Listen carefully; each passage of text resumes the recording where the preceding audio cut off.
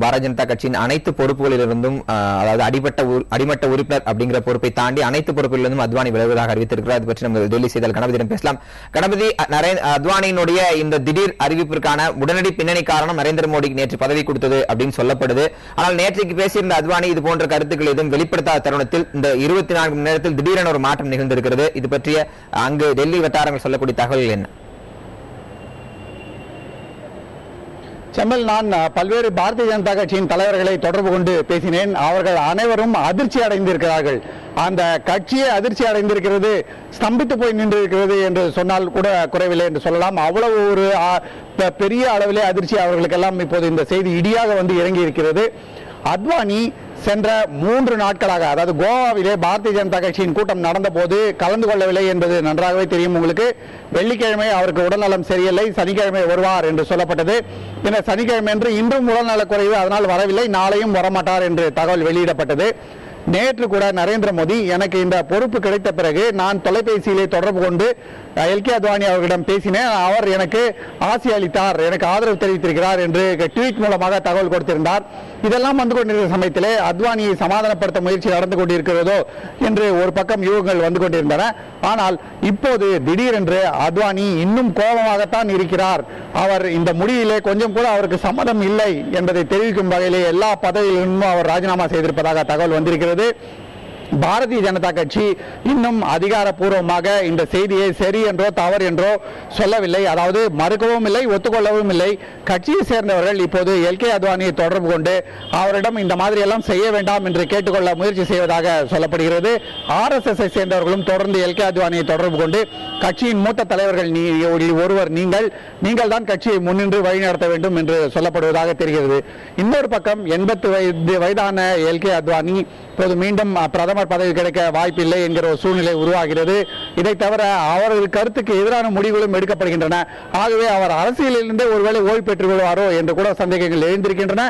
பாரதிய ஜனதா கட்சி தலைவர்களும் சரி, மற்ற அரசியல் தலைவர்களும் சரி, என்ன நடக்கிறது என்பதை தெரியாமல் திகைத்துக் கொண்டிருக்கிறார்கள். செம்மல், அதை தொடர்ந்து பேசலாம். அதற்காக மூத்த பத்திரிகையாளர் ராஜகோபால் நம்முடைய இணைப்பில் பேசலாம். திரு ராஜகோபால், டெல்லி வட்டாரங்களில் ஒரு முக்கியமான செய்தி தற்போது வெளியாக இருக்கிறது, ஒரு மிகப்பெரிய பிரேக்கிங் நியூஸ் அப்படின்னே சொல்லலாம். இந்த தருணத்தில் இந்த செய்தியோட பின்னணி என்ன அப்படிங்கிற தகவல்களை பதிவு செய்யுங்க.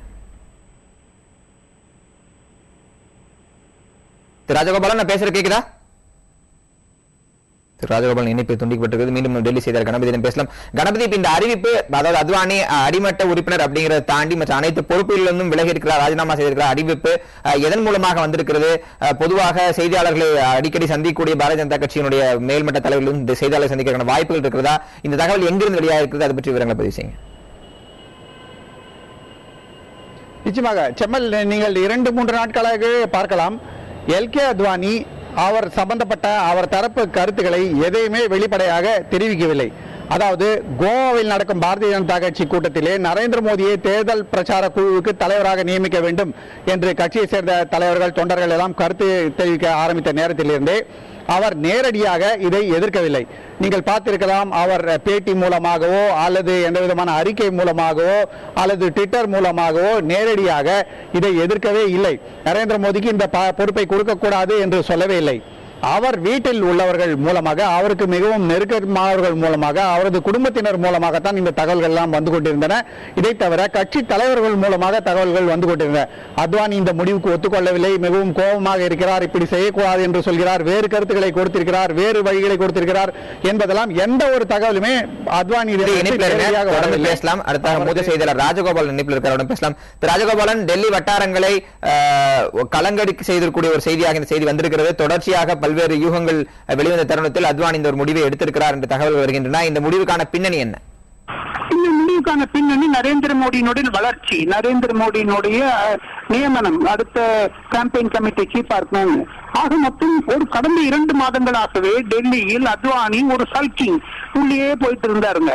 நேற்று தடால்னு அவருக்கு அங்க கோவா போகாத இருந்ததுனால பிஜேபி விஷயத்தை நன்றாக அறிந்தவர்கள், எனக்கு குறைஞ்சது ஒரு 20-30% தெரியும் பிஜேபி உள்ள என்ன நடக்குதுன்னு.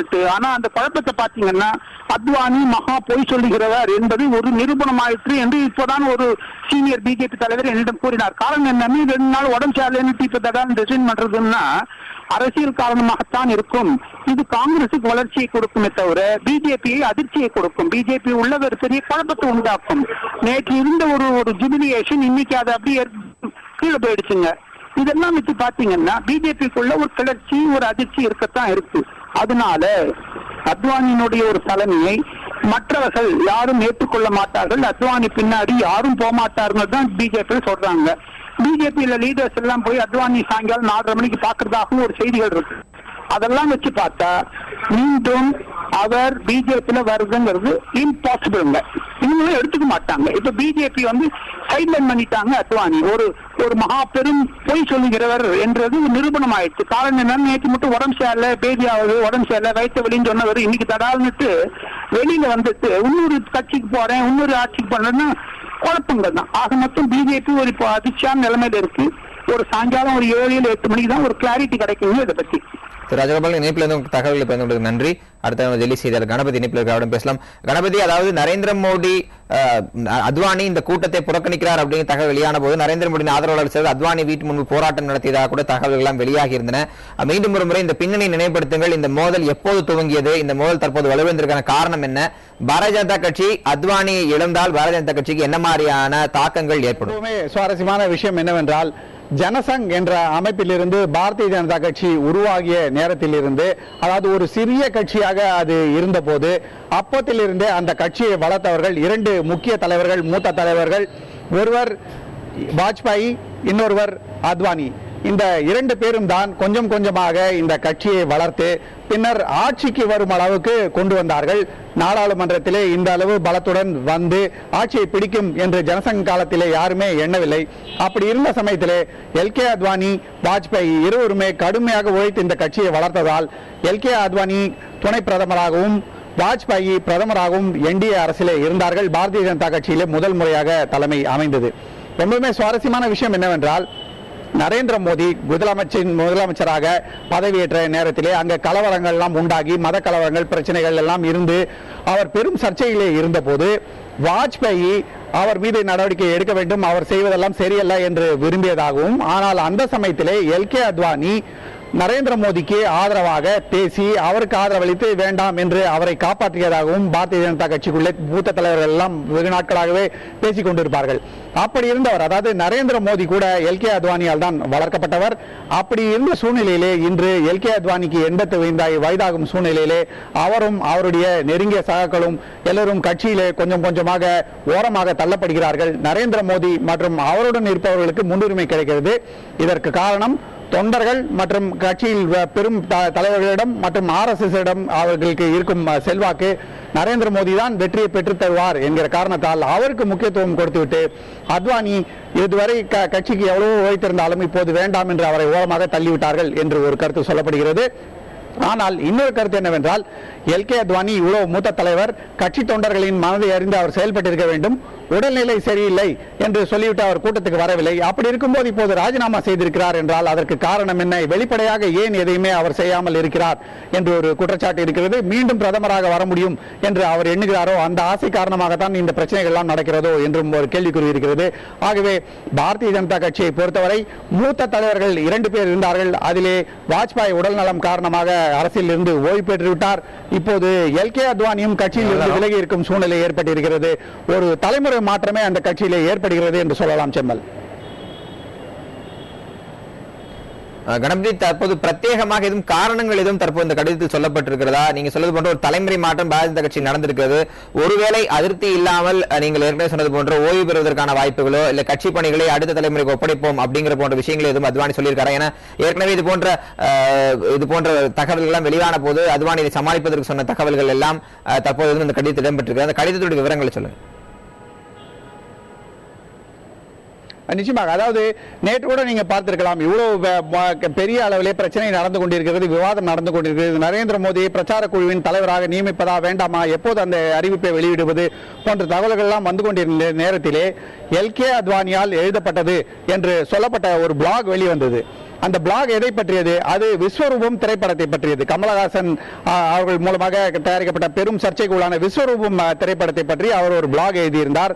அந்த படத்தின் பல்வேறு அம்சங்களை பற்றி வர்ணித்திருந்தார்.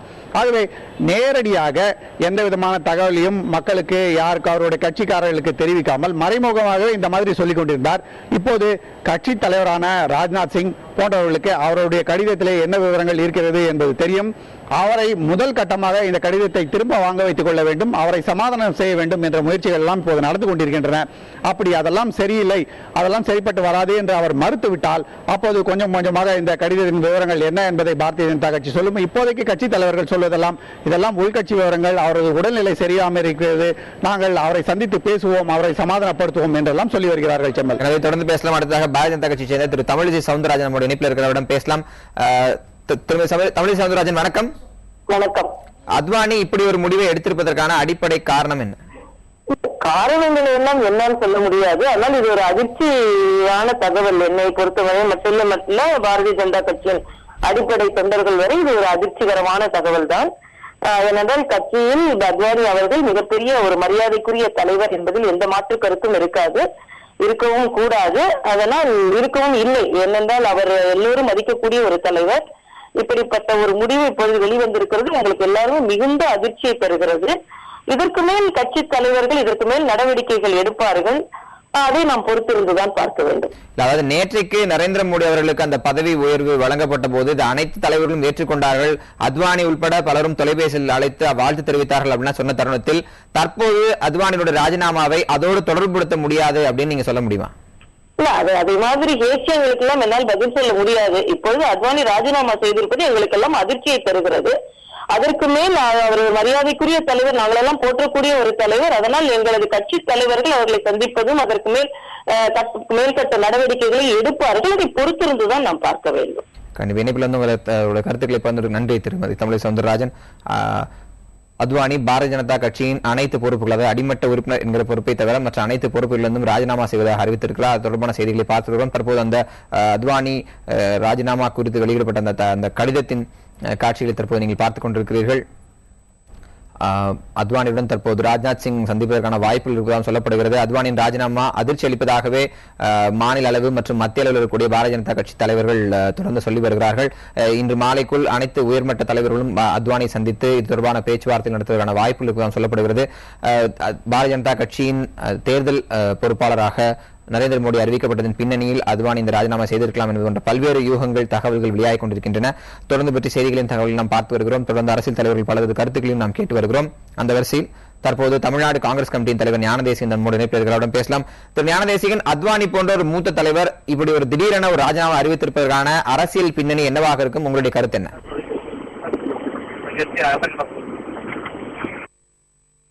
திரு ஞானதேசிகன், பேசுற கேக்குதா? சொல்லுங்க, கேக்குது. அதாவது அத்வானி போன்ற ஒரு மூத்த தலைவர் திடீரென பொறுப்பிலிருந்து விலகி இருப்பதனுடைய அரசியல் பின்னணி என்ன? இதற்கு என்ன மாதிரியான காரணங்கள் இருக்கும்? உங்களுடைய கருத்து என்ன? நேற்று உங்கள் ஊடகத்தில் நான் பேசுகிற போது மிக தெளிவாக சொன்னேன். மோடி அவர்களை பிரச்சார குழு தலைவராக பாஜக நியமிப்பதனுடைய நேற்றிலிருந்து பாஜக கட்சியினுடைய சரிவு ஆரம்பிக்கிறது என்று நான் உங்களிடம் சொன்னேன் நேற்று. அது என்ன என்று இன்றைக்கு வெளிப்பட்டிருக்கிறது. இன்னும் பல எதிர்பாராத விளைவுகள் அந்த கட்சிக்குள் ஏற்படும். காரணம், ஒரு மாநில கட்சியிலே இரத்தக்கரை பதிந்த ஒரு வரலாற்றுக்கு சொந்தக்காரர் இந்தியாவினுடைய முழு தேர்தலுடைய பிரச்சார தலைமையை அவர் ஏற்க முடியாது என்பதற்கு இது ஒரு அடையாளம். கண்டிப்பாக பாரதிய ஜனதா கட்சி ஒரு வீழ்ச்சியை நோக்கிதான் நடைபெறும் என்கிற என்னுடைய கூற்று இன்றைக்கு உண்மையாயிருக்கிறது. அதாவது பொதுவாக காங்கிரஸ் கட்சி தரப்பிலிருந்து வலுவான எதிர்ப்பு யாருக்கெல்லாம் பதிவு செய்யப்படுது அப்படின்னு பார்த்தா அதுல வந்து முதல்ல இருக்கக்கூடியது எல்கே அத்வானி தான் இருப்பார். அப்படி இருக்கும்போது எல்கே அத்வானி இந்த பதவியிலிருந்து விலகி இருக்க தருணத்தில் அந்த எதிர்ப்பு மோடி பக்கம் திரும்பி இருக்கிறது, அத்வானி பக்கம் ஒரு ஆதரவான நிலைப்பாட்டை இருப்பது போன்ற கருத்துக்களை வெளியிட்டு வருவீர்கள். இது என்ன மாதிரியான யுக்தி? இது அரசியலிலே ஆதரவை எதிர்ப்பில்லை. இன்றைக்கு எல்கே அத்வானிக்கு நாங்கள் ஆதரவும் இல்லை, எல்கே அத்வானிக்கு எதிர்ப்பும் இல்லை. பாஜக கட்சி என்பதை நாங்கள் எதிர்க்கிறோம். ஆனால் இன்றைக்கு அந்த கட்சிக்குள் மோடி வருகிற காரணத்தினால் இந்தியாவினுடைய ஆட்சியை மோடி பிடித்து வருவார் அவர் தலைமையிலே என்று ஊடகங்கள் எல்லாம் கற்பனையிலே கலைத்தன. இன்றைக்கு அந்த பாஜகவுடைய சரிவு இன்றைக்கு ஆரம்பிக்கிறது, அத்வானி ராஜினாமாவில் ஆரம்பிக்கிறது. அதாவது பாரதிய ஜனதா கட்சிக்குள்ள இது பற்றி தகவல்கள் எதுவும் வெளிவரல அப்படின்னா கூட ஒரு தரப்பு கருத்து என்னன்னா அடுத்த தலைமுறை மாற்றம், அதாவது அத்வானி வந்து ஒரு மூத்த தலைவர், அடுத்த தலைமுறை மாற்றமாக கூட இருக்கலாம் அப்படின்னு சொல்லப்படுது. அப்படி இருக்கும்போது அத்வானி வெறும் சர்ச்சையால் மட்டுமே தான் வெளியேறினார் அப்படிங்கிற விஷயத்தை நீங்க எப்படி சொல்றீங்க? எதனால் வெளியானார் என்பதல்ல, அத்வானியுடைய நிலைப்பாடு என்பது கோவாவில் நடந்த அந்த கூட்டத்தில் அவர் கலந்து கொள்ளவில்லை. மோடியை அகில இந்திய அளவிலே முன்னிலைப்படுத்துவதை அத்வானி விரும்பவில்லை, உமா பாரதி விரும்பவில்லை, பாஜக பல தலைவர்கள் விரும்பவில்லை, அவர்கள் கூட்டணி கட்சியான நிதிஷ்குமார் விரும்பவில்லை. ஆகவே இவர்களையெல்லாம் மீறி இன்றைக்கு ஒரு நாக்பூரில் இருந்து வந்த உத்தரவின் காரணமாக, RSS உத்தரவின் காரணமாக இன்றைக்கு மோடி முன்னிறுத்தப்படுகிறார். ஒரு மாநில தலைவராக இருப்பவரை ஒரு தேசிய தலைவராக ஆக்குகிற முயற்சியில் பாஜக ஈடுபட்டிருக்கிறது. அதனுடைய சரிவு ஆரம்பிப்போம் என்று நேற்று சொன்னேன், அது உண்மையாக இருக்கிறது என்று. கண்டிப்பா ஞானதேசன், உங்களோட கருத்துக்களை பகிர்ந்து கொண்டதுக்கு நன்றி.